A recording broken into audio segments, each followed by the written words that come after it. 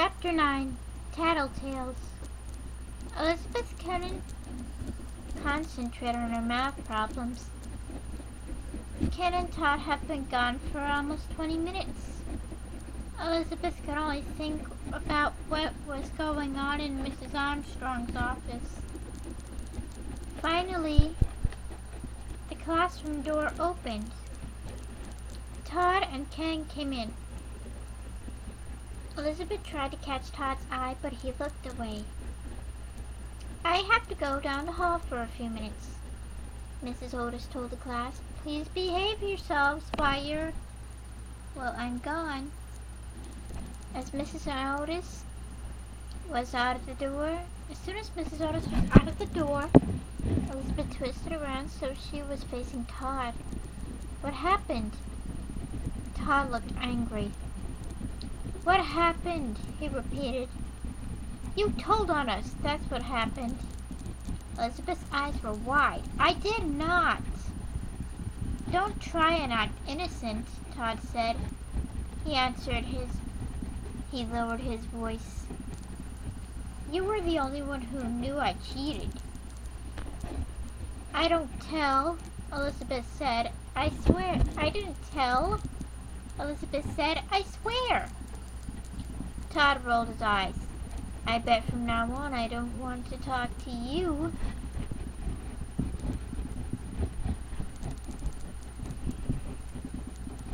Elizabeth turned back around. She tried to understand how Mrs. Otis had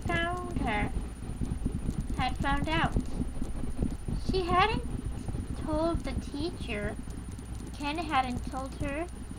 And Todd certainly hadn't told her. That left only one person. Elizabeth leaned over to her sister. "I can't believe you told."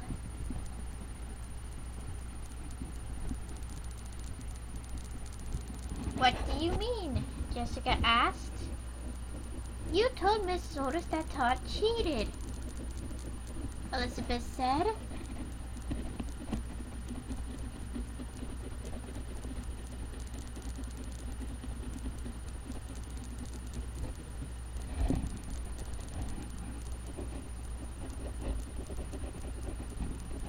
Jessica looked surprised. "I did not."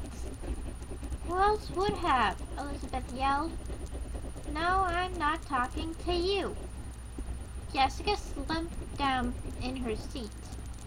After a few minutes, she wrote a note and passed it to Lila. Lila read the note and passed it to Ellen. Ellen read it, and both girls looked angry. Lila, Jessica, and Ellen got up and marched over to Carolyn's desk. The three girls stood in front of Carolyn with their arms folded across their chest. "What do you want?" Carolyn asked. "You're a tattletale," Jessica said to Carolyn. Carolyn's face turned red. "I am not." "Are too," Lila said. "You've been tattling on us all week." "You must have been the one who told on Todd." "You were right there when Elizabeth told me about it," Jessica said. "I saw you." "So, we're never going to talk to you again," Ellen said.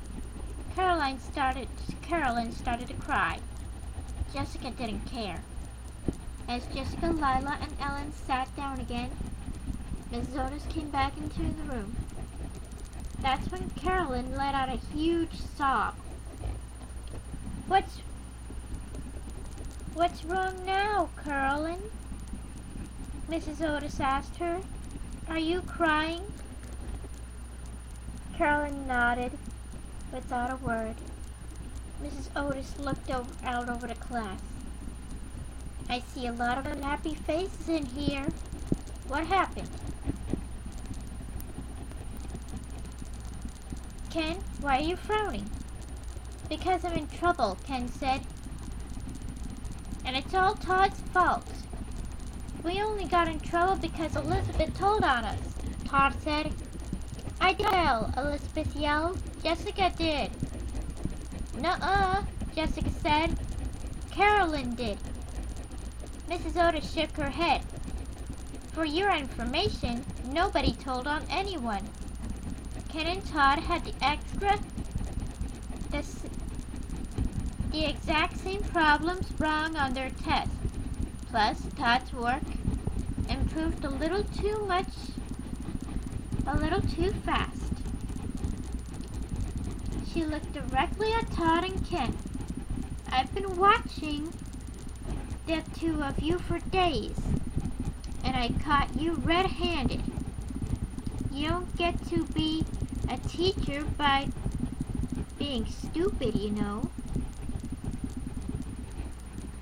Mrs. Otis looked at all of them, looked at all the embarrassed faces. She gave the class a reading assignment.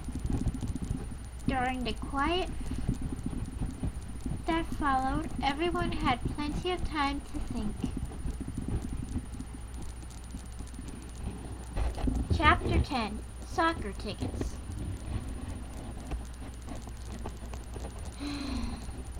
Jessica took a bite of her sandwich. It was tuna fish, her favorite, but Jessica was too angry to enjoy it.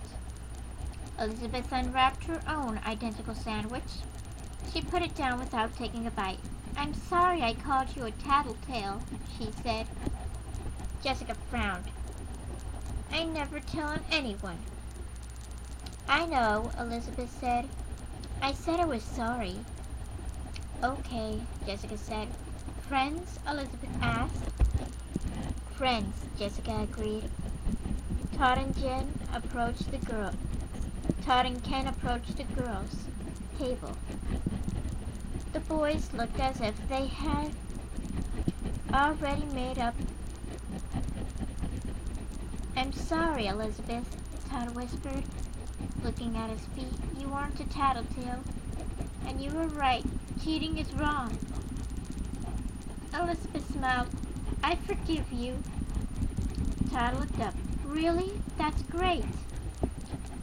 The boys sat down and started eating their lunches. Soon, Elizabeth, Ken, and Todd were talking and laughing, but Jessica didn't join in.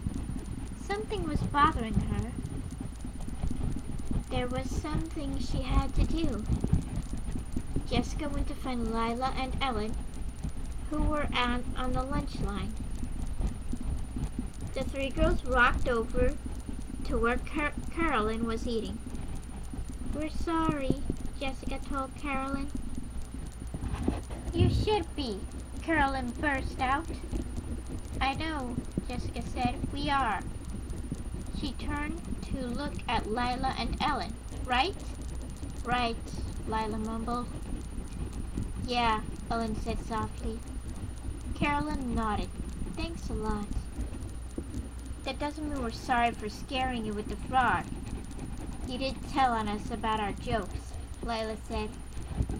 Next time we won't tell you any secrets, Jessica added. The three girls ran to their table. Jessica was happy. Everyone was friends again. She didn't expect to hear anything more about cheating for a long, long time. But as soon as class started again after lunch, Todd raised his hand. Mrs. Otis, I have to tell you something, Todd said. What is it? Mrs. Otis asked. I cheated during the spelling bee. Todd looked down at his desk. I thought so, but I wasn't sure about it.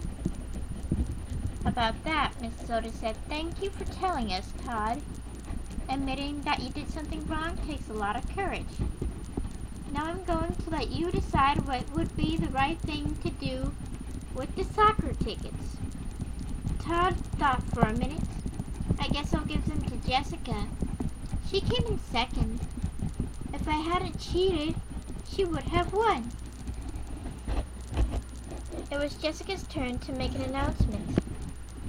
I only like to watch soccer when Elizabeth is playing.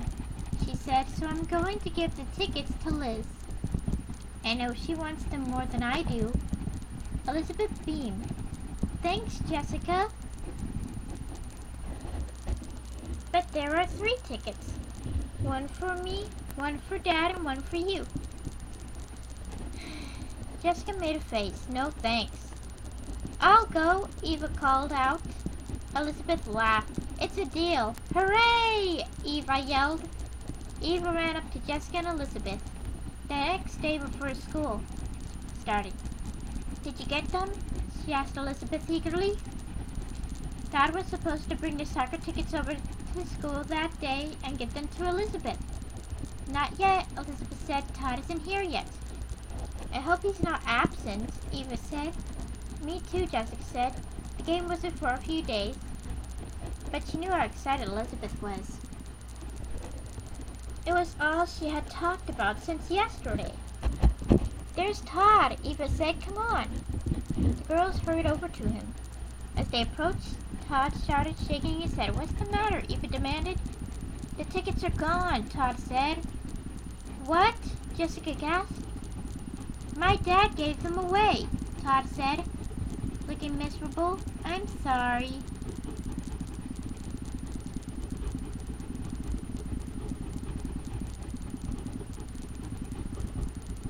Eva and Elizabeth had exchanged looks. Don't worry, Todd, Elizabeth choked out. It's not a big deal. What do you mean it's not a big deal? Jessica shouted. Really, Jess? Jess, I'll get over it. There'll be other games. Yeah, Eva mumbled.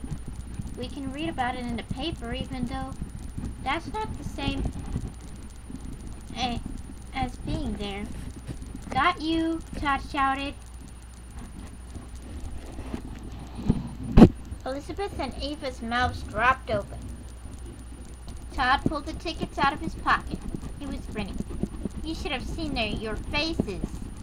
That was great. It was even better than the jokes you've been playing all week, Jessica. Elizabeth grabbed the tickets. Very funny. It's not April Fool's Day yet, you know, Eva told Todd. I'm just practicing, Todd said. It's coming up. You're just jealous, Jessica told Todd. Yeah, if you studied, you would have gotten to go to the game. You would be going to the game instead of you're going to be serving detention for a week, Elizabeth said. That's why you'd better enjoy these tickets, Todd said.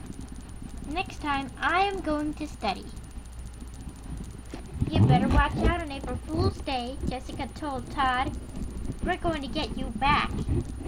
Elizabeth smiled at her sister. I can hardly wait. Todd laughed. Don't be too sure. I might get you again. Who will think up the best April Fool's joke? Find out in the Sweet Valley Kids. Number 48. Lila's April Fool.